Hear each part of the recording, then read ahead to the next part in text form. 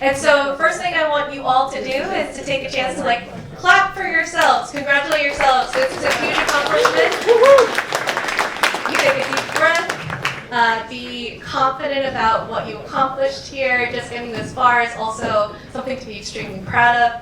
I am happy to announce we have our cybersecurity panel today, and thanks a lot to Marie Tupaj from Middlesex Community College, as well as other people from Middlesex as well, Saida and Scott, who have also helped with the conference panelists. I'm going to hand it over to Marie so she can introduce our panel members and moderator. Yeah, thank you, Jamira. Thank you all for coming. We have an exciting panel for you this afternoon, and it will be moderated by Ebukola Ajao. I have her bio here. So Ebukola is a marketing consultant, professor, and small business advocate, helping people through the power of strategic marketing. She's built a career centered on storytelling and driving awareness for others, specifically small businesses striving to find their footing in a digital world. Ebukola isn't just a digital marketing consultant, she's a fierce small business advocate. Armed with creativity and budget-friendly strategies, she guides solopreneurs and businessers to rise above the digital noise and build thriving brands. She founded her marketing agency, BDY Consultant, on a simple belief: if you're in business, marketing is your business. Beyond Ebukola's impact goes beyond her agency. So let's welcome her this afternoon.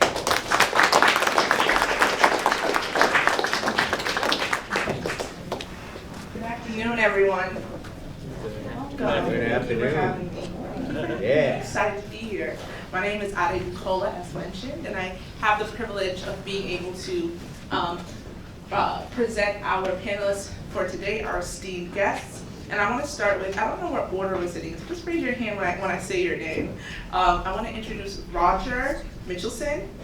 He has spent the last 35 years managing and supporting technology infrastructures across multiple industries.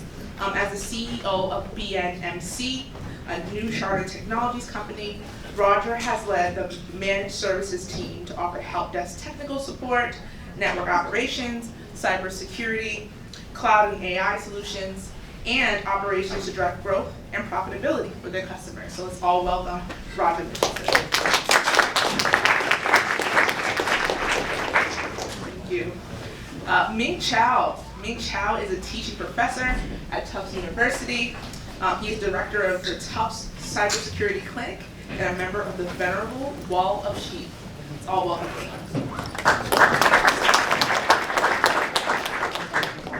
Asher Sadler has been working in higher education, managing federal grants for almost a decade. Currently manages the Department of Labor Strengthening Community Colleges grant that supports capacity building in IT degrees and workforce training across 15 Massachusetts community colleges. Welcome, Asher.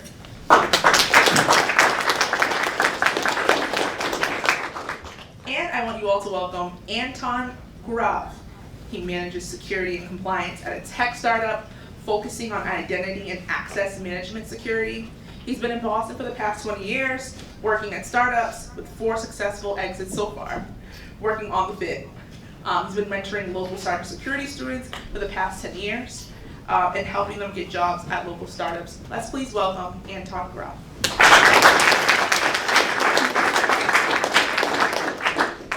Lastly, we have Jesse Amarillo. For SAIC, JJ leads the company's strategic partnership with UMass Lowell to build and operate their new cyber center, which includes a new cybersecurity operations center, improved cyber range, workforce development programs, and research initiatives. He helps secure relevant federal and state grants, enhances partnerships with Mass Cyber Center and Cyber Trust MA, manages internship and co-op programs, and partners with public schools to strengthen cyber curriculum and career pathways. He brings special focus on supporting Governor Healy's SHIELD initiative and CMMC for the defense industrial base. Prior to joining the industry, JJ served 20 years as an Air Force cyber operations officer, including 5 combat deployments, leading soldiers, sailors, airmen, and Marines in support of special operations. Let's all give a resounding welcome to all of our guests, including JJ.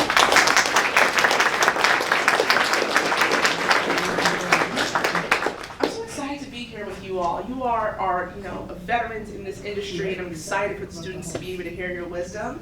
I came up with a list of questions that I thought would be, that I'm really curious about, especially as someone who's like a cybersecurity person. I think it's really important for all of us to connect and learn more from each other, no matter what industries we're in. So we often hear about a massive cybersecurity talent gap. Yet entry-level candidates frequently struggle to get past automated HR filters. I know I see that a lot in marketing as well. Is this pipeline a problem? Is it not enough people? Or is there a gatekeeping problem? And how do we fix it? Anyone can start.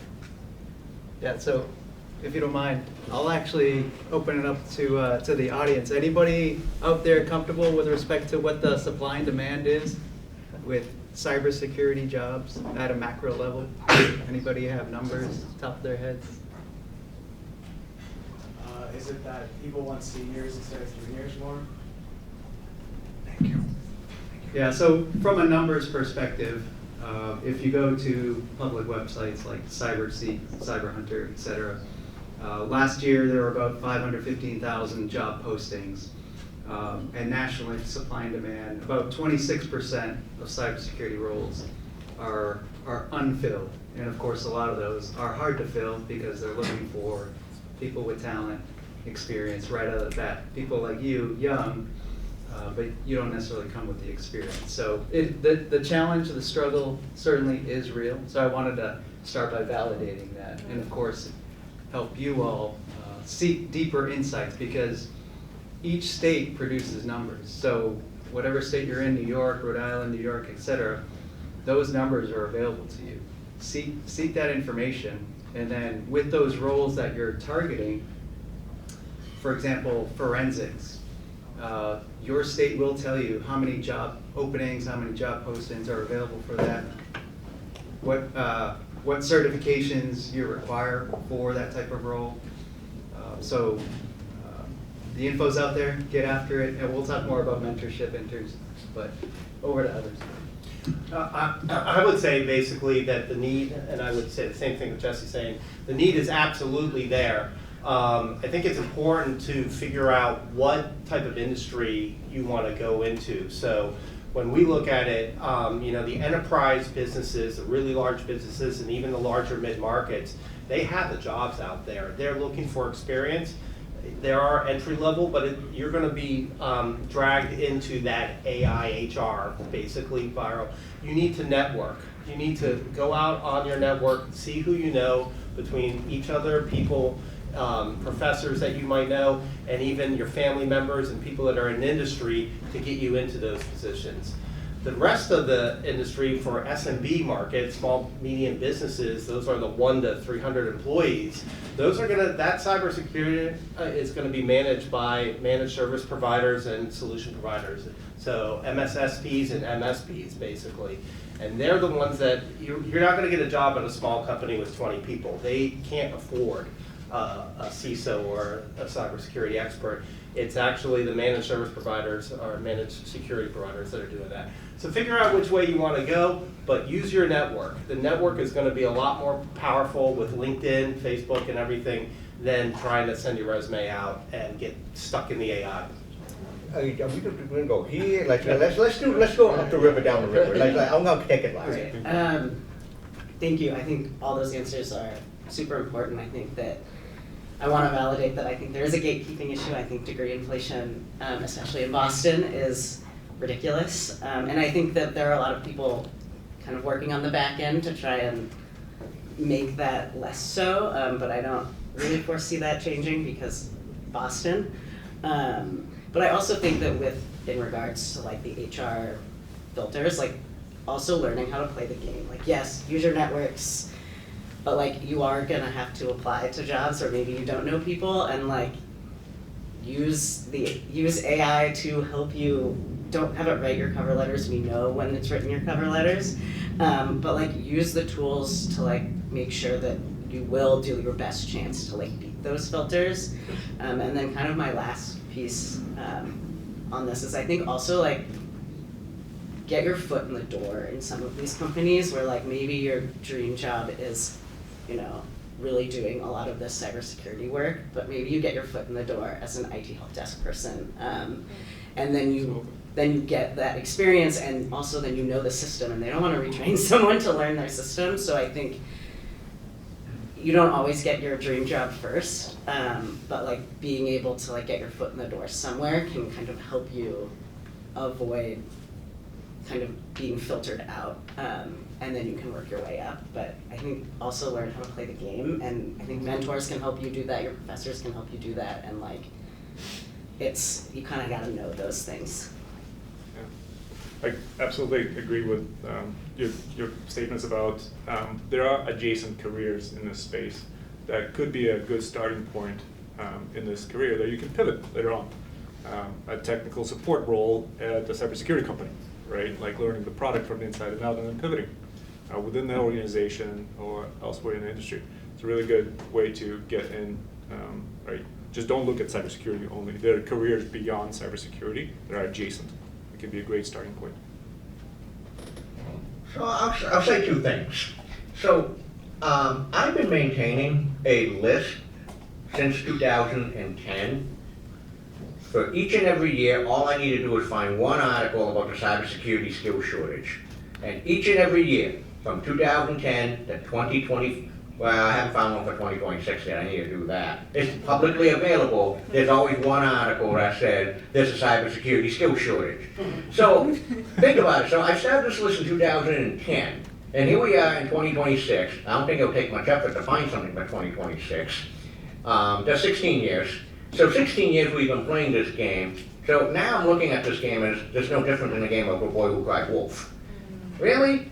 So the way I hear it and the way I explain it to people is, you know, a lot of times a lot of these jobs, they're looking for something called the purple squirrel. What it is? The purple squirrel, which is like, oh, they want everything in the world. But unfortunately, a lot of like when you're looking for these jobs, you're not going to get everything. It's like really, really difficult. So it's like, nah, I think a lot of you here, raise your hand if you're looking for a job or an opportunity in cybersecurity. Raise your hand. That's a straw poll. Quite a few. So it's like, okay, so that's a lot.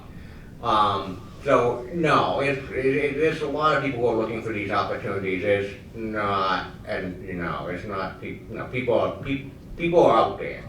Now, which leads to a second point. So I had lunch back in September with someone at Recorded Future. So we had lunch, and he was telling me, okay, so right now we have candidates now who are generating doing their application by way of AI. Internally, we have our system that are actually reading the application by way of AI. So now we have an AI versus AI problem, and it's just like hell on wheels.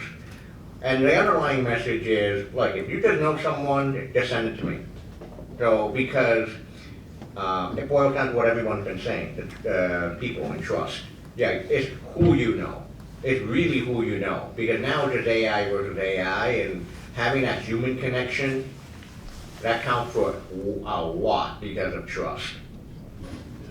Thank you all for your very thoughtful answers. It sounds like if you're a student in here, you should definitely take an opportunity, I'm sure many of you have, to connect with all of our panelists after this, because if it's about who you know, you want to make sure that people also know you, right?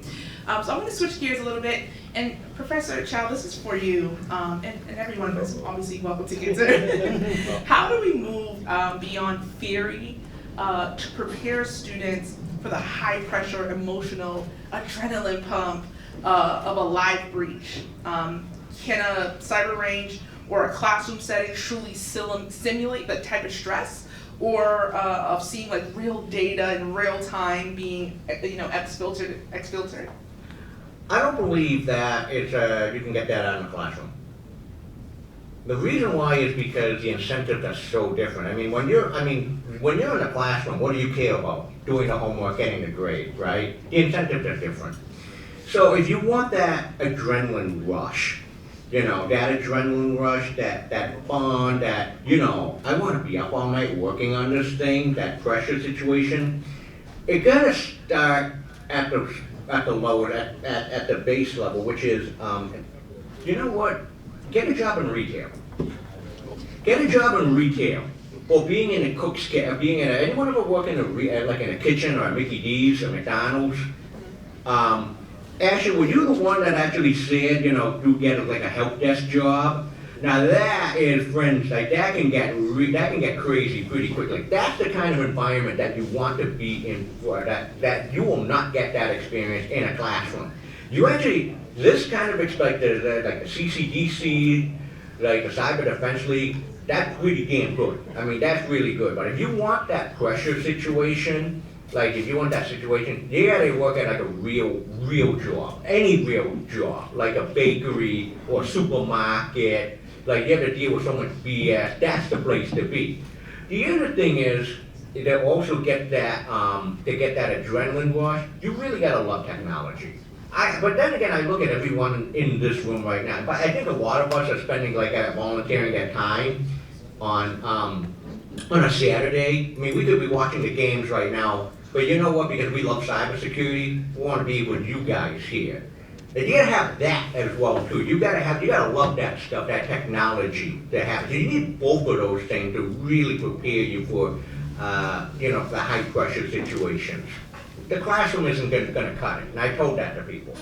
And hopefully, Ming, you'll touch on this, but not only loving technology, but hopefully we talk about loving to volunteer as well. So we'll get to that in a second. And volunteering obviously is a means to help you get on your 2 feet and get into the business as well. So we'll touch on that later. But back to your question with respect to, is the classroom going to provide them those real world skills, the high pressure scenarios? And of course, everybody knows the answer is no. But a lot of classes have laboratories, correct? Your physics, your chemistries, even your ROTC leadership programs, you name it. There's adjacent classroom activity that gives you the hands-on experiential work. So granted, perhaps your cybersecurity classes don't have laboratories, that don't force you to do capture the flags and gamification type of options. So definitely press for that. If your school doesn't have laboratories that involve the competition and you need to do a side, like a club activity to get into that, then that's the answer. But you can't wait. You need to get into it now, because from a resume perspective, if you're not on there, you're not going to cross back to our previous question, you're not going to cross the HR hurdle from an experience perspective. Because not only, if you don't compete, you don't have the technology experience, you don't have the people experience, because everyone here is part of a team. So when your resume shows up and they don't see you as part of a team going through a high pressure, high risk type of scenario, you're automatically banned from the HR system. So, and then ultimately in a future world, probably in 3 years, other people help me out here, but you will be required to do skill-based hiring. Well, we're gonna have skill-based hiring, where we're gonna, as a company, as a defense contractor, I'm gonna put you on a range and I'm gonna put you through real world scenarios and see how you operate and train. And if you don't do that in college or in capture the flag, etc., you're not gonna get hired. So over to others for insights. So we end up doing about 2 or 3 recoveries from a cyber attack a year for businesses. And what you're not going to get in the lab or in the classroom is that when the company goes down, ransomware, or they have something that takes the company completely down, there's a lot of emotion and a lot of dollars at stake. And the dollars at stake are like sitting in a taxi cab with the meter running every single second, every single minute, tens of thousands of dollars depending on the size of the company. So there is a lot of pressure for the IT team and the cyber team to recover as quick as possible, but these are people's lives, especially small business. You gotta understand, a small business owner spent 20, 30, 40 years, their entire career building their company, and a cyber attack can take it down and destroy it, literally, if they don't have the right partners and they don't have the right recovery. So there's real emotion at stake, there's real dollars at stake. The best thing you can take from the classroom is the skill set, the professionalisms, the tools, and everything, using your lessons to learn to be on the team and help out and be as preventative as possible. Not letting that happen, but if it does happen, understanding, what the business owners are going through and the other employees. Literally everybody gets concerned about their job, So it's a real thing, and it happens. And hopefully, as an industry, we can continue to work to make it better so that we don't have these attacks and we prevent them. I guess my only thing that I will add is that, I think by being here and doing this competition right now, you're already ahead of the game, and that really being able to take what you've learned, to go back to the previous question, be able to talk about it and what you've learned, and that you have seen, obviously it's a game, but that you can transfer of knowledge that to when it's real, and that you've done more than someone that hasn't participated in these types of competitions. So I think being able to talk about what you've learned and how you handled it, even if you haven't done it in a real company, because everyone's gonna have their first job at some point. And so I think you're kind of ahead of the game in kind of getting that experience as best you can without having actually done it, because how could you actually do it until you kind of get that job? I actually want to repeat what Bing said about not being able to, in a real simulation, kind of experience the same level of emotions that you maybe go through. That sinking feeling in your stomach of something going terribly wrong, a fear of kind of real panic of losing your job, losing your company. You can't really simulate that easily. But those exercises that even today that you've been going through, right, kind of help you learn the right skill set and tools to build that muscle memory that you can rely on during the incidents, right? This is what gives you that confidence and lowers that adrenaline, right, to baseline where you can say, okay, I got this. I can manage through some of those things. So first time I had the incident I had to deal with, it was the worst experience I ever been through. But the second one was kind of, okay, I have survived. But once you get through the first one, it's much easier. Anyways, learn the skills. Thank you all for those thoughtful answers. As many of you know or have heard, I'm a small business advocate, and I care about small businesses immensely.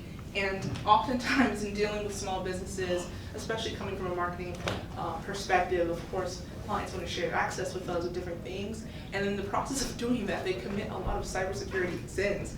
And I'm really concerned for a lot of my clients. So JJ, I'd like to ask you in the panel. Large corps have massive security budgets, as you know. But small, to medium businesses are often the most vulnerable entities. How do we build a sustainable career path for students that focuses on securing local government opportunities and small businesses that honestly simply cannot afford a six-figure, cybersecurity architecture? Yeah, so before I share that, just to ensure everyone understands my frame of reference. So I work for a defense contractor after leaving the military, now I'm with defense contractor. So by virtue of that, you automatically know to get a cybersecurity job in that field in itself presents 5 times to 10 times more requirements than you have going into cybersecurity for small business, et cetera. So security clearances, certifications, et cetera. All that being said, the defense of our nation relies on small businesses. The innovation alone is the lifeblood of the defense ecosystem. So from a state of Massachusetts perspective, defense industry spending is top 10 in Massachusetts, over $17 billion worth. Not the top, but the Governor Healy, recognizes the importance of defense spending. The defense industry is investing more from a state perspective and investing in programs, workforce development programs, to help secure those small businesses. There's probably like 2,000 plus small business companies in Massachusetts alone dedicated to defense of our nation. So saying all that, the state continues to pour in investment through Mass Tech Collaborative, Mass Cyber Center, Cyber Trust Massachusetts, all organizations you Massachusetts folks want to be smart on. Why? Because they're giving you the opportunity, everybody in this room right now, to be part of operational SOCs. There's 5 SOCs in the state. providing operational top cover for small businesses, nonprofits, and municipalities. So there's 50 students a year that go through that pipeline. The competition is obviously tough. You all already have a leg up by being here and having this experience, and you can be part of that effort. So that's just one of many opportunities. Over to you guys. So as I mentioned before, I run a managed service provider, an MSP, and MSPs are really the engine that are protecting small businesses around the country. And now MSPs are being leveraged in state and local government. They're being leveraged in K through 12 and higher ed because we have the expertise and we have to hire people like you. And, for example, we manage 100 to 150 different small businesses across the Boston metro area and southern New Hampshire. And each one of those has the same cybersecurity protection, the same help desk technical support, the same knock and SOC services, and they can't do it themselves. And so one way that you might think of from a career standpoint is looking to work for an MSP or an MSSP, because they're the ones that are protecting small businesses. And the type of people we look for are people that have a consulting mentality, that they're willing to work with lots of different industries, lots of different companies, doing the same cyber tools and the same protection across all those different companies, whether they're healthcare, financial services, manufacturing, higher ed. They all need the same security. And that's how the industry is going to get grown and protected over the years, basically. Great. Thank you. Thank you. So, small business. Yes, sir. All right. So at Tufts we have a cybersecurity clinic. So what is that? So a cybersecurity clinic is, we started this in 2024. And so what it is students working teams. Doesn't need undergrad or graduate, they work directly with a nonprofit organization and a small business. Phase one, we're doing nonprofit organizations. We're working closely with nonprofit organizations, which is the underserved and under-resourced ones. We're going to be moving to small businesses soon. And all the work is pro bono. Students don't get paid though. They only get academic credit. It's a one-year thing, so think capstone. But yeah, so it's really, for us, it's workforce development. Second thing is to make Tufts look good. But the other thing is also workforce development for the Commonwealth of Massachusetts. Where's the RIT team? Where's Rochester? I think you guys got one as well. Yep. The cybersecurity clinic, because I know you guys well. So they got one. MIT has one, but they do only work with federal government, municipalities. And Franklin Cummings Institute of Technology, formerly known as Ben Franklin Institute of Technology, is also running one as well too. So the model that we work as a cybersecurity clinic, again, is pro bono, but it's more of a consulting model. And we make it very clear, if you get like a lot of these services, and they know, it's like, if you try to get any of these services from like any vendor or something, it's gonna cost you like $25, $50K minimum, $50,000 minimum, like to do like a pen test or to do an audit or an assessment. We do things like phishing training, password policy, backup policies, and the list goes on. So yeah, the next thing is that we're going to do is we're going to take on small businesses. UNLV actually does a lot with small businesses, so it's one of the best things that we've ever done in the last 5 years. Is what you call what is that? Experiential learning. Yeah. Hey, so if your college doesn't have one of these clinics, stand up a student club. Get it going. Don't wait. Yeah, I do want to point out that the reason why a lot of the bigger companies have massive budgets is because they have larger surface area, right? Like they're so massive that they have legacy systems, acquisitions they've done, right? A lot of the times things fall through the crack. As opposed to smaller organizations, small companies, and Roger probably can attest to this, right? Have a lot smaller footprint, right? A lot smaller surface area, so it's a little bit easier to make them more secure by just focusing on the basic things. right? Whatever it is, identity and access management, right? Having backups, anti-malware, mobile device management. So it's easier to fix those issues in the smaller organization than the larger ones. So those skill sets, those basic foundational skill sets in cybersecurity are super helpful addressing the needs of the smaller organizations.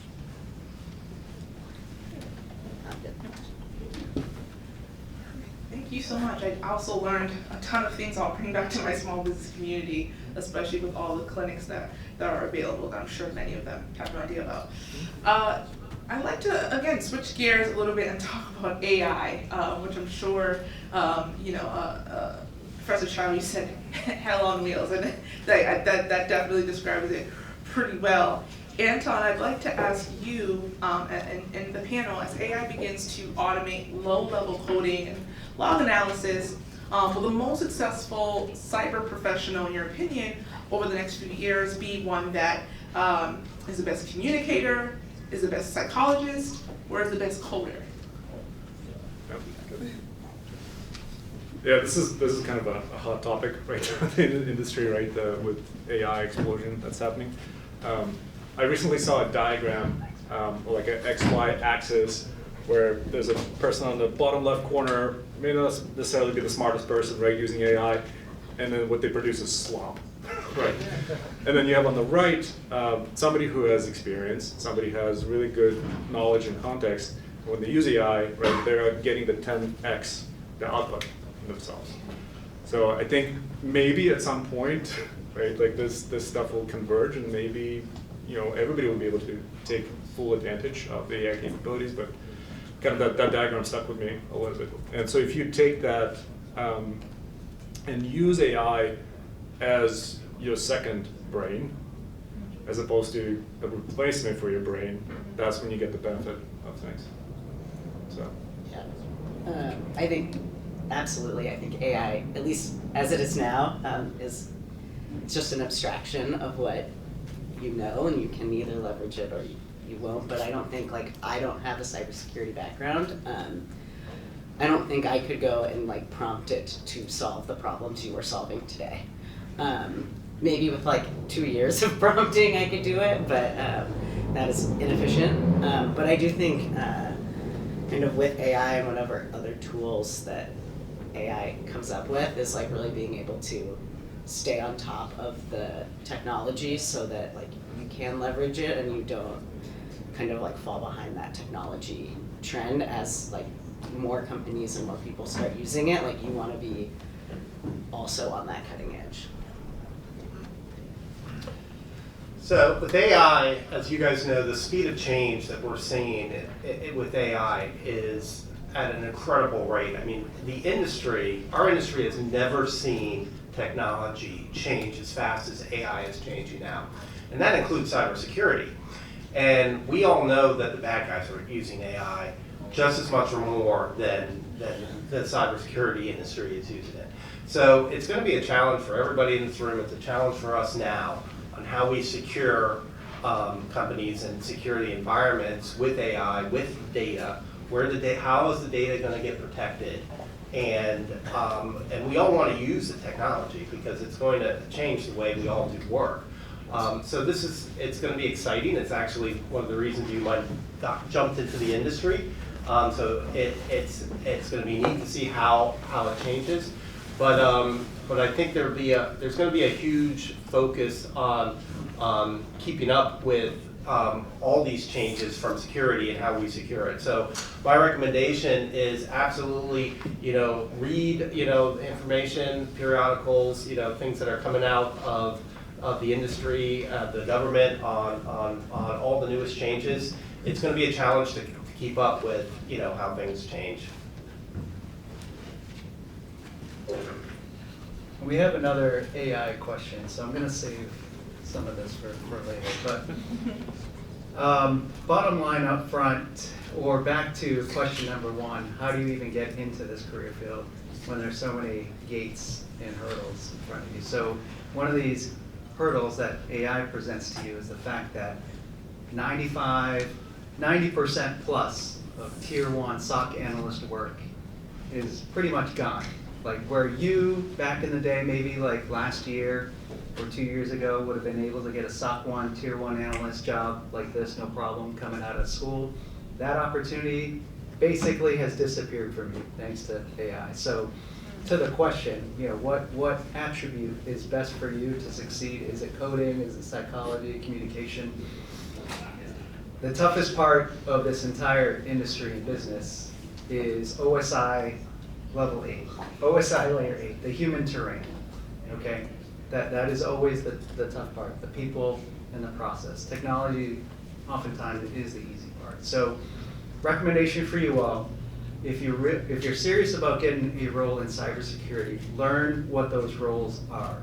So there's essentially 5 categories: oversight and governance, basically design, develop, implementation and operation, investigation, and protection and defense. 5 major categories. Okay, so from those 5, which most interests you? Okay, you select one, and then you figure out there's 41 possible cybersecurity work roles. Okay, so you find a few that most interest you, and then you dig into that. There are 2,000 plus knowledge, skills, attributes, tasks related to those roles. Which ones of those are kind of least likely to be basically killed by AI? Do your own research and figure that out. And go from there. I just want to let everyone know I was up until 1 a.m. playing with Cloud Code for a fraudulent domains of interest app that I'm working on. So I want to tack on to what JJ, basically is to tack on what JJ said, is you got to play with the tools as well.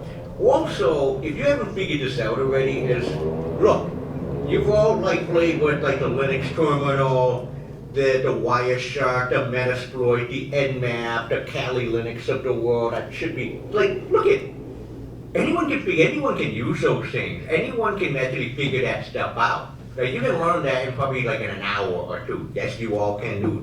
Everyone in this room can do that. And I'm not even sugarcoating that. But what I'm trying to say is, look at, for all these times, the code and the tools, it wasn't that special. It wasn't that special.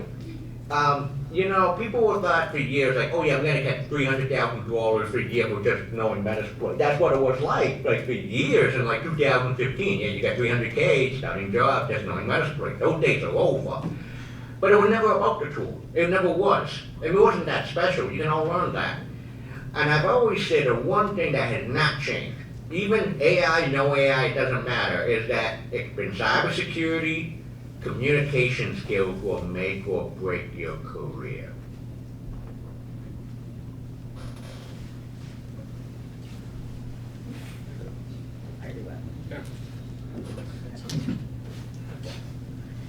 Thank you.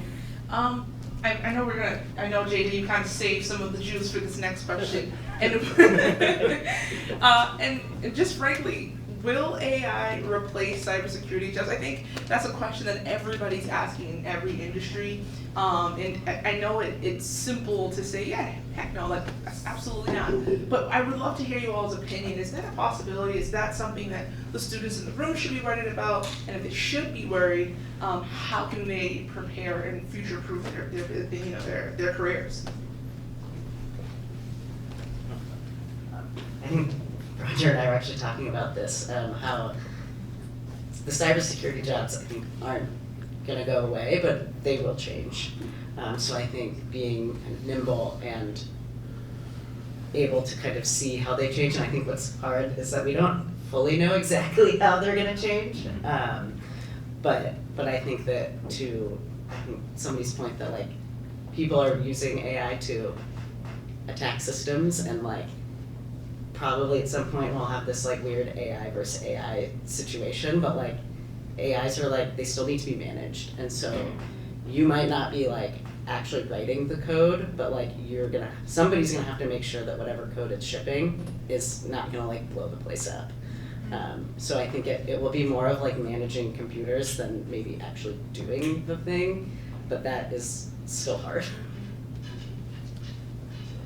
I think personally, just having seen the benefits of AI usage at startup organizations and specifically in cybersecurity.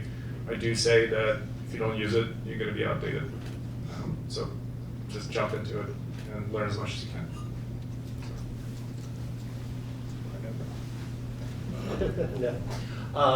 So what JJ was saying before is absolutely correct. The human factor is what we're all going to be dealing with the most. No matter, the jobs are going to change. Jobs are already changing, on the SOC level. They're already changing on the analyst level.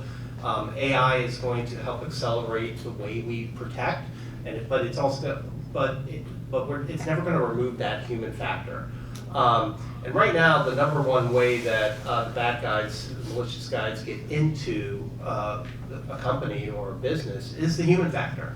They are doing social engineering. They are getting through, whether it's a 365 email, whether it's sending a link that somebody's clicking on because they think they got a UPS package, whatever it is, right? AI is going to accelerate that. AI is going to make it look more human. They're never going to replace the humans. And so communication, understanding, what the skills are, they are going to change, but the jobs aren't going to go away. The jobs are going to be in more demand, actually. So not to bore you with AI, but again, agentic AI is going to transform the industry. It is transforming the industry, and therefore you need to transform. But as you transform, never lose sight of why cyber and cybersecurity exists. So your book definition is always going to tell you is to ensure the CIA triad: confidentiality, integrity, and availability of what? Data and information. That we build that domain. We, the human, build that domain to serve our needs, our purposes. So again, further reiterating, it's that communication aspect.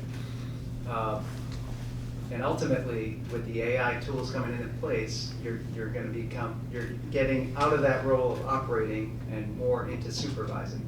And that's in all levels of business, all levels of warfare.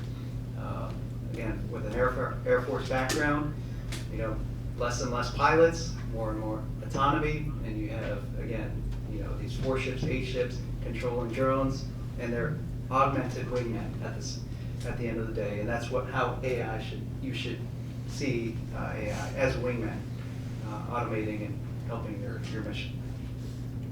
Well, I'm already seeing. Is it true that a lot of you teams are using Google Gemini for your? Is anyone using Google Gemini or any of these tools for the game, for the competition? And how many of you have already been in the situation that's like, okay, you have the AI agent who actually do the work, which a lot of us are doing right now, but then you have a problem, which is, hey JJ, is the AI, is this thing correct? Can you go verify this thing? How many of you gone down that road already? And hey, is this answer that AI is right? Is it? So it's like you become a state. You already have a little bit of a glimmer of what the future is going to be. It's like, so AI is going to do a work for you, but you have to have someone to go verify and check this thing. But a little bit down the road, look, we're at a point in our lives where it's like, 10 years down the road, we can't think that far. We don't have a crystal ball. If we did, we would be very rich right now. But we don't want to do that. Indeed. Thank you all. So our second to last question, and I'm going to ask this to Roger. I really want to hear more about what you think about this. As an educator, I always think about this often. And obviously in a different industry, but specifically to cybersecurity, to catch a hacker, you have to think like one. I'm sure many of you students know that. Is this like this adversarial mindset? Is this something that can be taught in college curriculum, or is it something that is an innate personality trait that we need to identify and help students refine? So that kind of leads to what I was just talking about, the human factor. So, most of the cyber attacks that we see are absolutely directed at social engineering and how do you get through, how do you get into the network, how do you get through the doors, and leverage the social engineering, the human factor. And so one of the ways that we do, first of all, most employees, other than, security awareness training, it's literally, a mindset of, hey, this is how the bad guys, this is how malicious actors are gonna try to trick you to get in, okay? And unfortunately, every single cyber attack that we've seen has come in because of a human mistake, okay? Whether they didn't, lock down the VPN properly on the IT side, or they clicked on an email they shouldn't have, and there's always 2 or 3, same thing in the military, there's always 2 or 3 things that have to go wrong for a mistake to happen, and that's how the cyber attackers get in. So it's going to get worse with AI, because AI is going to be doing things much faster, but they're never going to replace the human factor, and that's kind of what I'm saying. It's like that's where the future is. Thinking like a hacker is actually thinking, okay, how can humans make mistakes, basically, and how the bad guys can get it. Yeah, so in terms of ethical hacking, so show of hands, how many are going to graduate, at least from their bachelor's, with some type of certification as well? Any show of hands? Who's walking out with certifications? Okay, I see that side, not so much this side. So what are you all walking out with by virtue of your education, your program? OSCP Plus and Sec Plus. OSCP. Okay. Sec Plus. Sec Plus, and I'm doing my OSCP Plus now. Okay. Anything else? So your programs basically are forcing you to get certified in those, right? No. Oh. No, they're just nerds. Oh. All right, yeah, so unfortunately, from an academic institution perspective, most schools are not forcing you to get your certification. So you probably already know that to get hired, to cross those HR hurdles, you're gonna require the certifications, especially if you're coming into the defense industry. So the reason I bring up the certification aspect, and to this question specifically, is because one of those certifications, Certified Ethical Hacking, is certainly one of those that you can add to your inventory to have that mindset and to attest to the mindset that you already have. By virtue of you being here today and doing what you're doing, you're proving that that mindset, that philosophy. Even for those who don't want to be like offensive cyber, breaking, destroying things, and you want to be on defensive cyber, there's still a community of offensive defense, going outside the wire, and again, collecting intel and being forward, proactive with your defense. So certainly explore that and add that to your resume and experience moving forward. So you're asking about mindset? Yes. Okay, so I'll never forget Josephine Wolf, my colleague Josephine Wolf. She was formerly at RIT, now she's at Tufts. She wrote an article in the New York Times in 2018. And she said, the skills that you need to think like a hacker, think like an attacker, you cannot learn in a classroom. You cannot learn in a classroom. And one of the things that I've almost gotten myself kicked out of this place, like in industry for a long time ago, is, are you all doing like a computer science degree or something? And then or technical, anyone here? So one of the things that really bothers me is if you do civil and environmental engineering, you are trained, like you have to learn about health, safety, critical infrastructure, and security. If you do any of the computer science stuff, it's like you actually can graduate with 4 years without learning about any of this stuff. You can totally, and you can actually talk about, not even take a security course, and unfortunately, security is not a requirement in computer science, and that's why everything is so broken right now. So, it really is, one of the things that we have in, a lot of schools don't do is, they don't talk about, okay, they give you anyone ever built software here, with a specification? You build software with a spec, you can build up in it, but you have to follow the rules, you have to follow the spec. But all these specs that we always see, they never talk about how you break it, what can possibly go wrong. And really, is a lot of institutions don't encourage people to go break stuff, which is a real cool part of security, which will lead you to that mindset. I've been in the software industry world for the past 20 years, and it always fascinating me the quality assurance mindset. The engineers that go into that particular role have this particular trait of being able to take things apart, break them in a completely unexpected way. Right, so for me, like, hacking is a form of that QA, but just has a security flavor to it. Right, you're essentially trying to break something in a completely unexpected way. And I noticed that it's really like a innate trait in some people to want to kind of do that kind of work. So it's very hard to nurture it. The things that I'll potentially recommend is just pairing up and learning from kind of some kind of mentorship of observing somebody operate and break things in an unexpected way, right? Kind of learning how to think through problems in like completely unexpected perspective or angle, right? Kind of useful. And then obviously the case studies and things like that, right? Just it's helpful, but again, like it's hard, right? You have to be the tinkerer to begin with, I guess, to do that. So. I guess one thing that I will add is that I have found working with, because the grant I manage works with all 15 community colleges across the state, and so I've talked to a lot of cybersecurity and students, and it does seem like, kind of to your point about it being innate, is that like a lot of the students who will gravitate towards cybersecurity kind of like have that desire to kind of like see how they can break something, but like, in a useful way. So I think that, I like to think that like, if somebody's really interested in defense and doing that they certainly can kind of learn the other side. I don't think it's impossible, but I do think that cybersecurity as a kind of field to go in does draw a particular type of person that is like excited about doing that. Thank you all for, again, just such amazing insight. We have a few minutes left here, and I want to do two things. I'm going to ask my bonus question. After that, as a panel, we'll take a photo.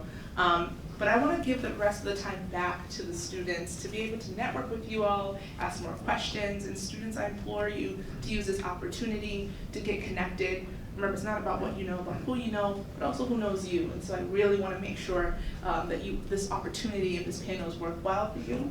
But I want to get to my bonus question. This is for all of the panelists. If we can keep our responses 30 seconds or a minute, that would be great, so we can give our time back to the students. But looking towards the future of the defense and private business and just the whole cybersecurity industry in general, what is one technology that you believe right now that will fundamentally change a security analyst job description in the next 3 to 5 years? So I'll start because we beat the AI topic. Yeah. Pretty much AI is the easy answer, obviously. And I'm sure you all young guns are adding AI to your resumes, no problem.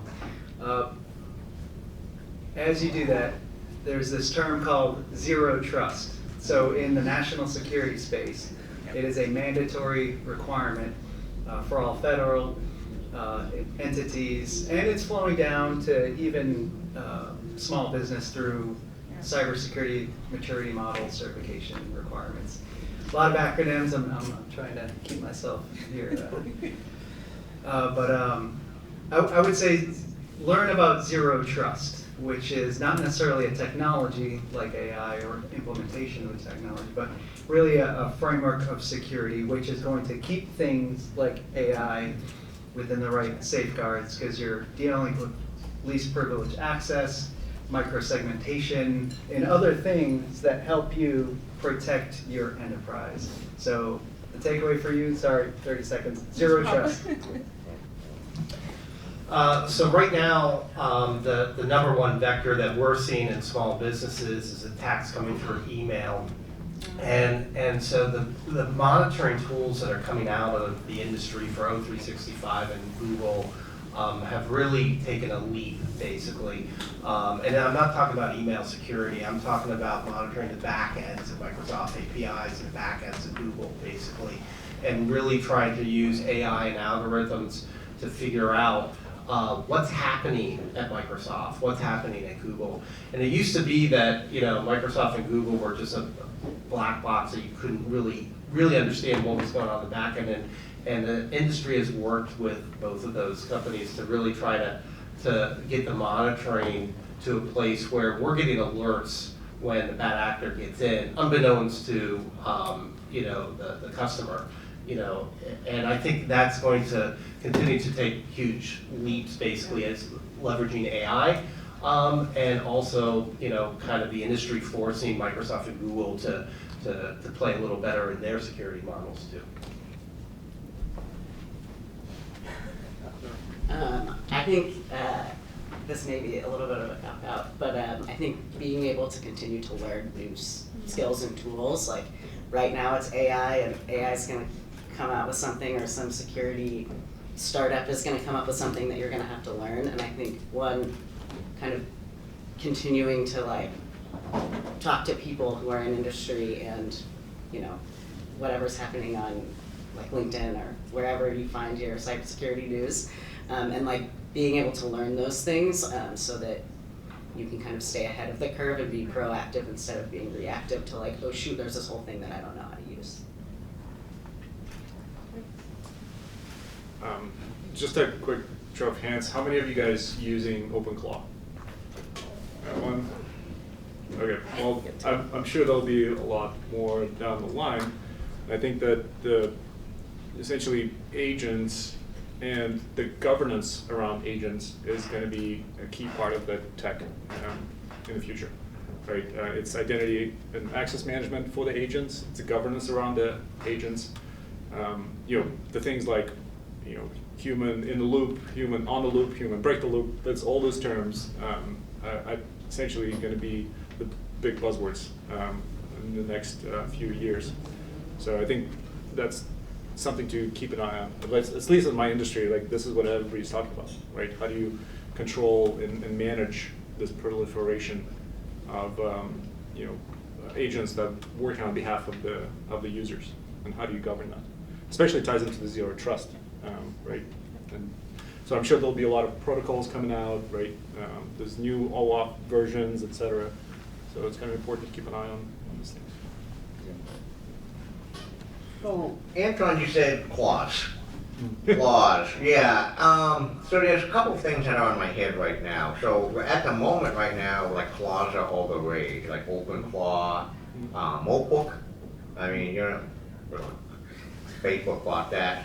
Like basically to automate every facet of your life. So that looks like to be the current thing, the model.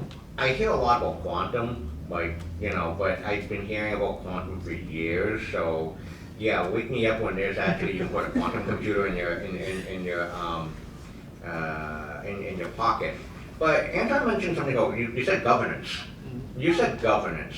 So I think the next thing that I think everyone got to watch out for in terms of, it's going to be a nightmare, security and or not, is you're hearing a lot about these news about, and I think I don't know if you folks been concerned as well, age verification on like everything, like on Discord, and now they're trying to build that crap into like operating systems and stuff. And and this is a case where no one is going to be happy about it, and people are just going to break that stuff left and right. So that is the one thing that you really got to keep an eye on, because like you talk about governance and surveillance as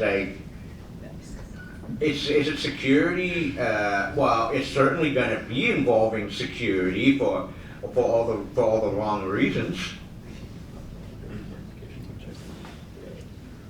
Thank you so much. So it sounds like being a student of the game is the answer, like making sure you're staying ahead of the curve and you're consistently learning is really integral to your future. And so I just want to thank you again to our amazing panelists. Please give them a round of applause.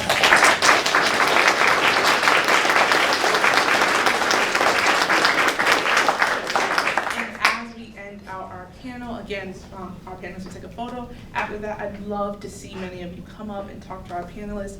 I'm not sure how much time we have. I think we have about 15 minutes. And so definitely come prepared with your questions.